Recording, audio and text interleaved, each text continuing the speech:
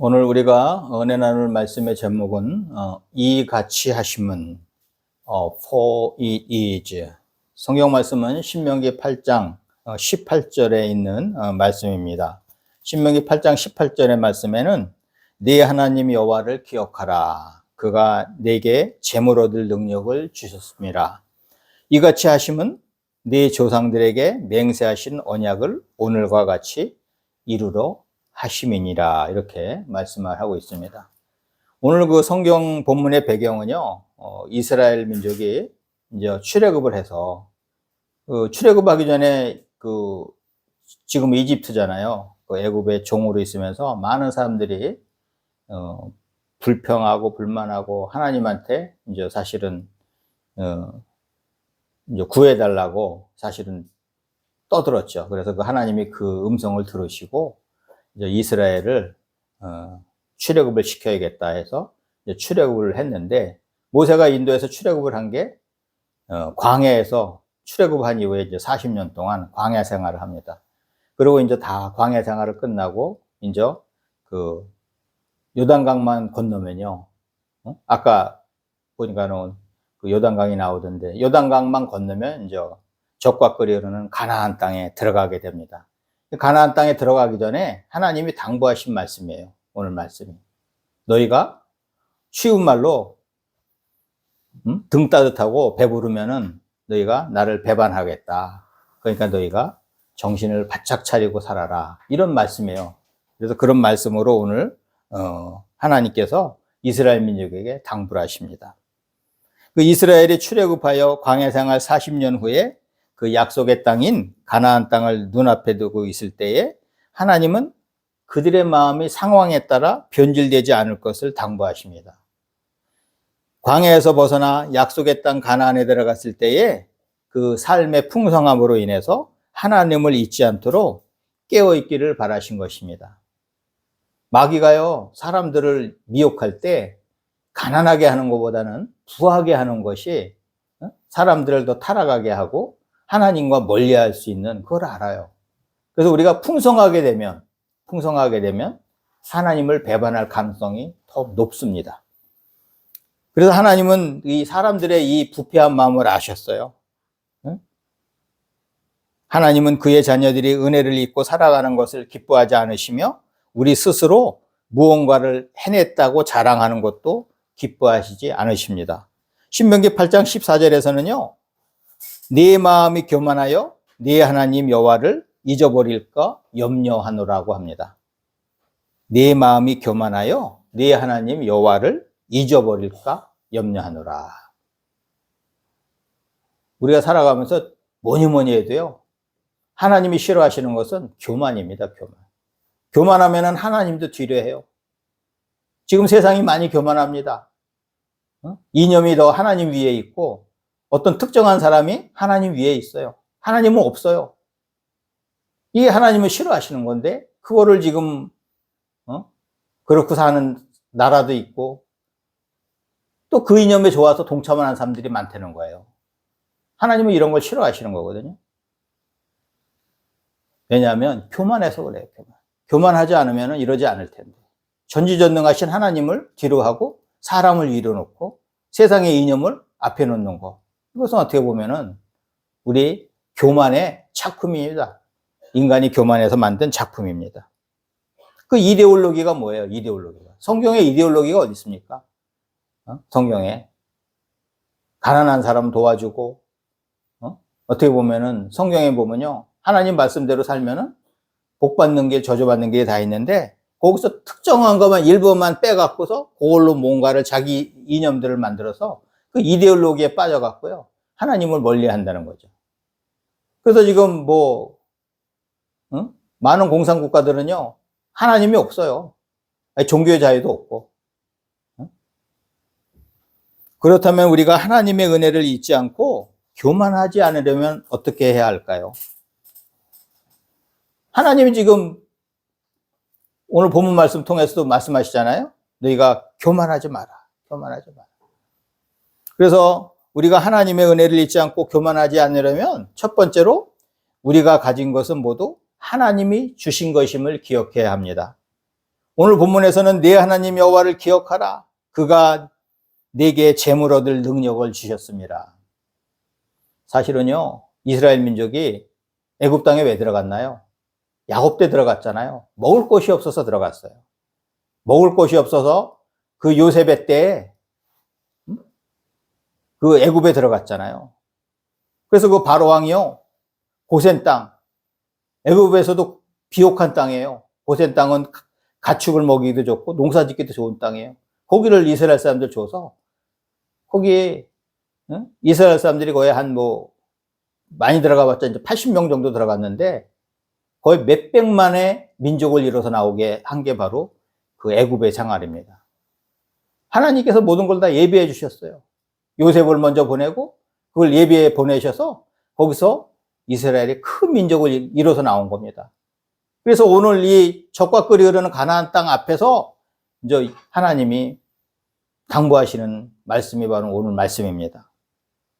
우리가 가진 능력과 재물, 건강, 관계 등 모든 것이 다 하나님이 주신 것임을 기억한다면 우리가 얻는 모든 것이 다 주님의 은혜로 고백할 수밖에 없습니다. 우리는 항상 하나님이 우리에게 은혜 베푸신 것에 대해서 기억하고 있어야 합니다. 우리는 배은망덕한 사람이 되면 안 될 것입니다. 이스라엘 백성이 하나님으로부터 받은 은혜는 애굽 땅 종되었던 곳에서 이끌어내신 일, 그 다음에 그들을 인도하여 광대하고 위험한 광야, 곧 불뱀과 전갈이 있고 물이 없는 건조한 땅을 지나게 하셨으며 또 그들을 위하여 단단한 반석에서 물을 내셨던 일, 사막에서 물이 났다.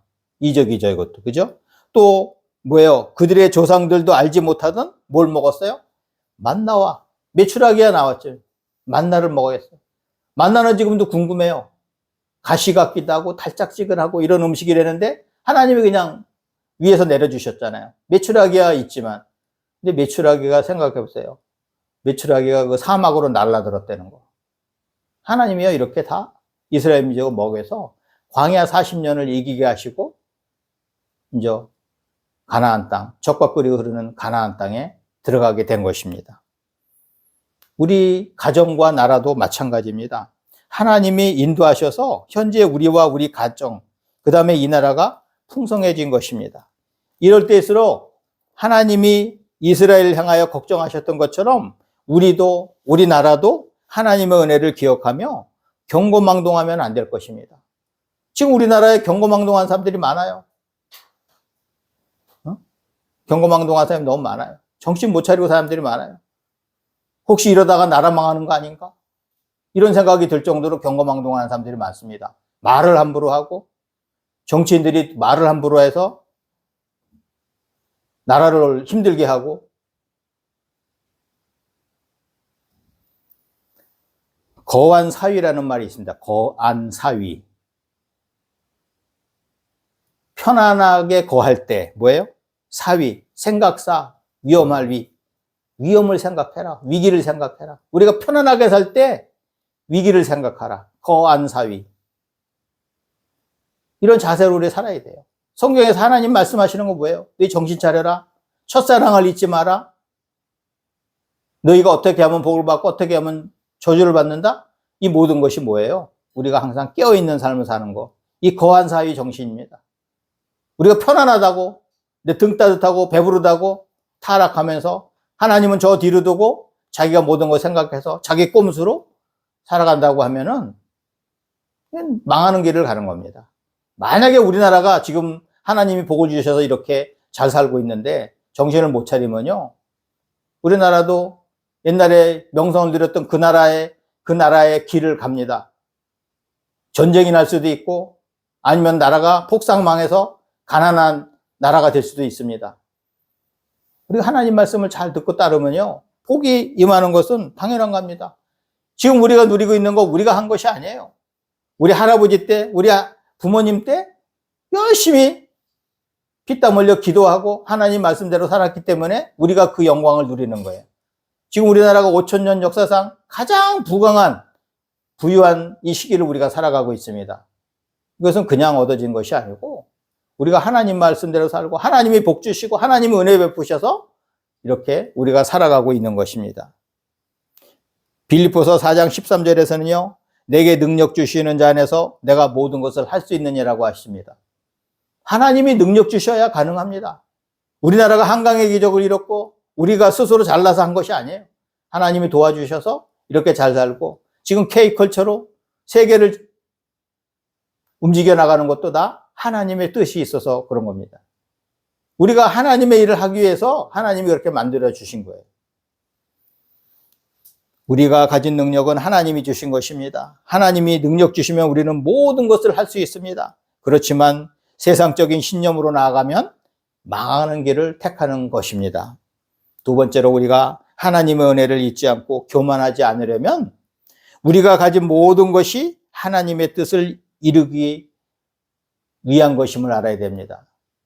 하나님이 그냥 우리한테 재물 줬고 능력 줬고 우리한테 달란트를 준 것이 아니에요. 바로 하나님의 뜻을 이루기 위해서 우리한테 주신 겁니다. 하나님은 능력과 건강과 재물을 단순히 우리의 행복만을 위해서 주신 것이 아닙니다. 오늘 본문에서는 이같이 하심은 for it is 이같이 하심은 네 조상들에게 맹세하신 언약을 오늘과 같이 이루려 하심이라. 이스라엘 백성들은요 볼만한 게 없어. 말도 잘 안 듣고. 그런데 하나님께서 왜 가나안 땅에 들어가게끔 하나님이 약속하신 너희를 복주겠다. 적과 꿀이 흐르는 땅을 약속하시고 그 언약을 이루신 게 뭐예요? 하나님이 약속하신 거는 너희가 어떻든지 간에 내가 이루겠다 하는 그 뜻입니다. 우리에게 재물 얻을 능력을 주신 것은요, 바로 하나님의 일을 하기 위해서입니다. 하나님은 지금 뜻이 계시죠, 그죠? 하나님은 우리하고 언약을 하셨어요. 그거는 우리하고 언약하신 건요, 하나님의 뜻입니다, 그게. 어쩌든지, 뭐로 가든지, 서울만 가도 된다는 말처럼, 결론은 뭐예요? 서울 가는 겁니다. 결론은 하나님의 나라가 이루어지는 거예요. 하나님의 뜻이 이루어지는 거예요. 그래서 우리가 이 사실을 기억한다면 하나님의 은혜를 결코 잊지 않을 것입니다. 하나님의 은혜를 잊지 않고 살아갈 때 우리는 교만하지 않고 하나님이 기뻐하시는 생활을 영위하며 살 것입니다. 우리는 각자 달란트대로요, 이 땅에 사명자로 왔습니다. 누구 노래처럼 인생은 나그네 길, 나그네 길이 아니에요. 우린 나그네로 온 게 아니에요. 이 땅에 사명자로 왔습니다. 잠시 하나님이 이 땅에 보내셔서 하나님의 일을 하려고 보내신 거예요. 그리고 이제 하나님이 우리 사명이 다할 때 우리를 부르십니다. 우리를 부르셔요. 사명자는 이 땅에서 하나님이 부여하신 모든 일을 마치기 전에는 하나님이 부르시지 않습니다. 우리는 하나님이 천국으로 부르는 그날까지 최선을 다하는 사명자가 되어야 할 것입니다. 우리는요, 그냥 열심히만 하면 안 됩니다. 잘해야 합니다. 열심히만 하는 거하고 잘하는 거하고 차이가 뭐죠?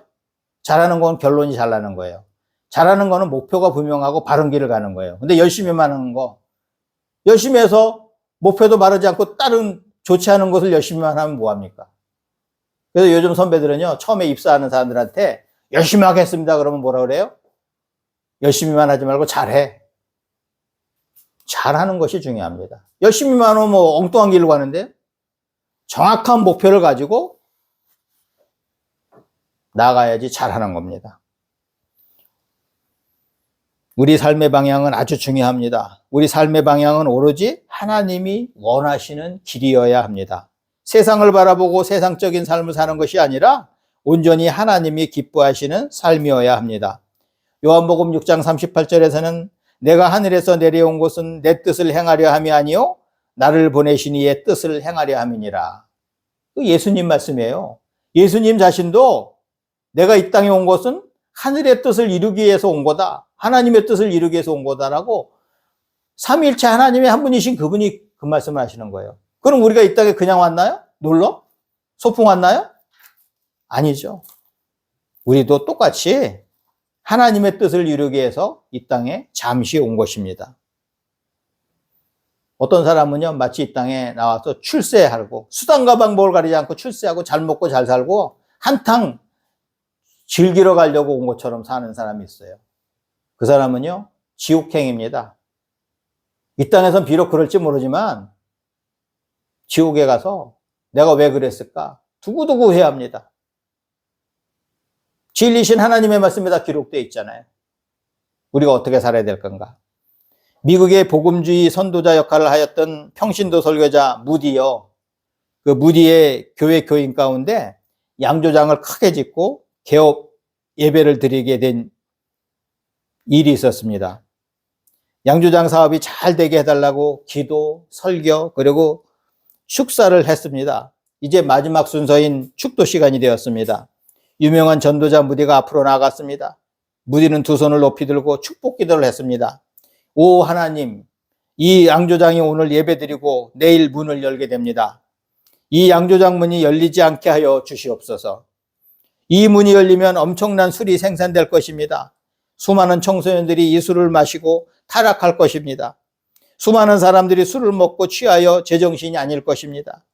오 하나님이시여, 제발 오늘 밤 이 양조장 주인의 마음을 감동시켜 주셔서 이 양조장 문이 내일 열리지 않게 하여 주시옵소서. 이런 내용의 축복 기도였습니다. 사람들은요, 예배 후 축하 파티를 하려다가 모두 당황하여 돌아가 버렸습니다. 양조장 주인은요, 밤새 고민했습니다. 한숨도 잘 수가 없었습니다. 새벽에 그는 조용히 기도했습니다. 하나님의 뜻이 무엇인지 다가오기 시작했습니다. 그는 양조장 문을 열지 않기로 하나님 앞에서 작정했습니다. 그리고 그 건물이 후에 무디 신학교가 되었습니다. 우리는 언제 어디서나 하나님을 기쁘시게 하는 결정을 하며 하나님의 뜻을 이루는 사명자의 삶을 살아야 할 것입니다. 저도요, 살아가면서 하나 잘못된 것이 하나 있어요. 제 동생이 돈을 번다고 맥주집을 낸다는 걸로요, 돈을 얻어달라고 그랬어요. 근데 제가 처음에는 부인을 했는데 계속 너무 부탁을 하니까 나중에는 제가 졌어요. 근데 그 결과가요, 지금 좋지가 않아요. 제가 그 결과를 보니까 처음에 제가 그걸 강경하게 막았어야 되는데 그걸 왜 내가 풀어줬을까? 거기서부터 시작한 것이 결론이 좋게 안 나더라고요. 우리가 선택의 기로에 있을 때 하나님이 기뻐하시는 길을 선택을 해야 됩니다. 지금 당장 내 눈앞에 눈이 어두워서 이 세상에서 내가 뭘 누릴 걸 찾는다면요, 영원히 후회합니다. 영원히. 그래서 우리 크리스찬들은요, 내가 선택을 할 때는 하나님의 뜻이 무엇인지 기도해야 되고, 하나님이 기뻐하시는 것을 선택하면요, 나도 좋고 이웃도 좋고 결국은요, 하나님이 기뻐하시면서 우리의 상이 큰 것입니다. 나중에 책망받을 일이 없어요. 우리 할렐루야 축구성교회 가족은 늘 하나님의 은혜를 잊지 않고 교만하지 않은 충성된 일꾼이자 사명자가 되시기를 주님의 이름으로 축원합니다.